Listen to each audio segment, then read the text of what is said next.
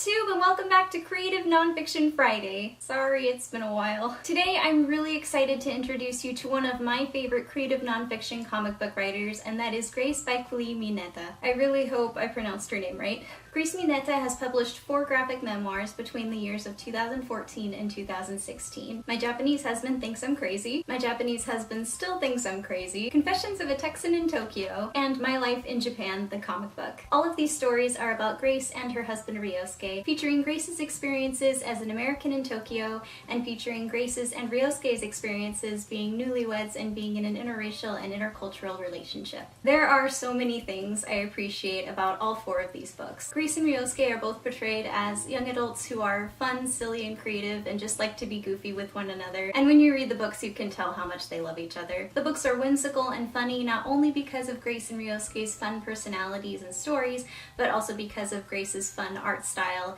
and perfect comedic timing. I really like her drawings, especially the square-shaped faces that she gives the characters. I just think her drawings are super cute and very expressive. She also plays with the idea of truth in creative nonfiction by adding an imaginary rabbit named Marvin who likes to sit next to her and whisper sassy things in her ear. As a student of creative nonfiction, I really appreciate when truth is challenged in the genre. But in addition to the funny stories, Grace also includes stories with more serious tones. For example, she writes about the racist remarks that she or Ryosuke have received, both online and in real life, or the body image issues one might face as an American in Japan. The first 3 books also feature small text segments about contemporary Japanese culture, as well as advice for foreigners thinking of traveling to or living in Japan. If you're a foreigner thinking of traveling to or living in Japan, you might have questions like, how do onsens work, or Japanese hot springs? What do I do when I get there? What is considered good and bad train etiquette in Japan? And how does Tokyo's recycling system work? Grace answers all of these questions and more for you in these books. In addition to all of the comics and text segments in these books,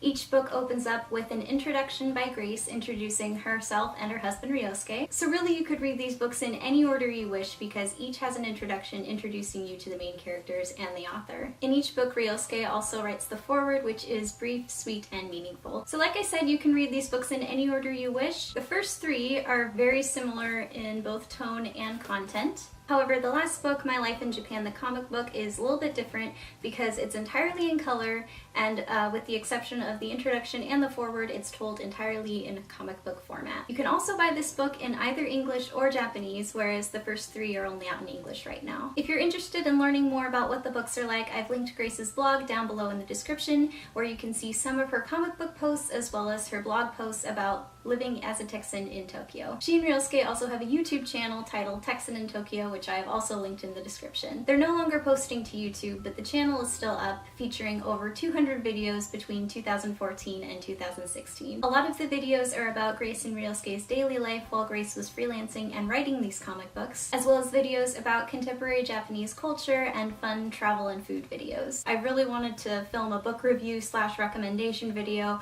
about all of Grace Mineta's comics because of how much I enjoy them. These books are just so delightful, and it's fun to get to know both of these people through comic book format. They're good books to read if you're having a bad day because they'll cheer you up. They're good books to read if you're interested in Japanese culture or want to travel to Japan. They're also, in my opinion, a great example of how to use creative nonfiction creatively. I just really like these books. So all of Grace's books are currently available on Amazon, which I have linked below, along with Grace's blog and Grace and Ryosuke's YouTube channel, Texan in Tokyo. If you read these books, please let me know what you thought about them, and if you have any book recommendations that are creative nonfiction told very creatively, for example in comic book format, please let me know. I am always looking for new creative nonfiction books to read. Thank you for watching, everyone. Happy New Year, have a wonderful day, and I will see you soon. Bye! It's hot. It's too hot. This sweater's too hot. It is like 35 degrees outside, but it's 70 degrees inside because I turned on the heater and forgot about it, and now the sweater is a bad idea. I'm just really sweaty. Alright.